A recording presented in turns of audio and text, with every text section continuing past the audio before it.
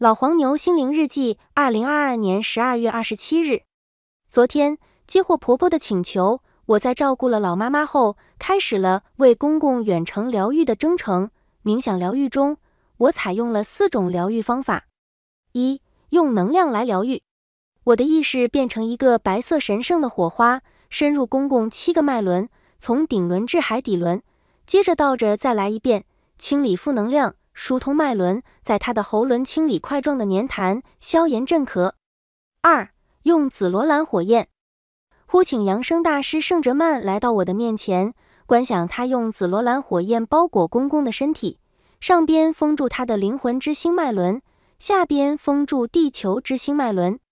漂亮的紫火为公公燃烧掉他身上的负面、黑暗、扭曲与阻塞的能量。之后，紫火越来越大，婆婆也加入进来，一同清理负能量。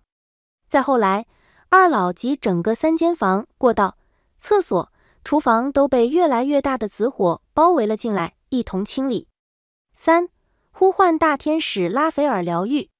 采用2种方法，用发射翠绿疗愈之光的巨大水晶石板，及用拉斐尔能发射翠绿疗愈之光的神手。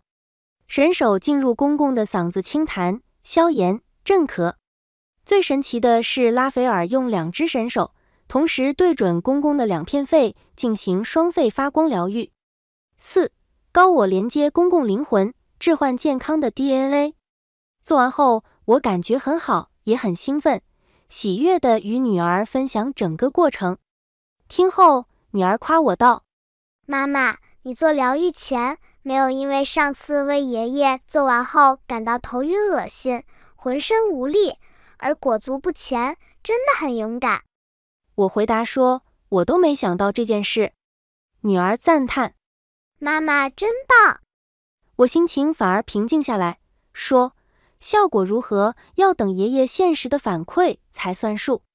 后记：今天下午通电话，公公传来捷报，公公居然能听见我讲话了，我们互动了起来。他说能听到我讲的大部分话，这对耳聋的公公是非常不容易的，咳嗽好多了，与我整个交谈过程中一声也没咳嗽过。痰已经能咳出来了，昨天之前痰块还是上不来，咽不下去呢。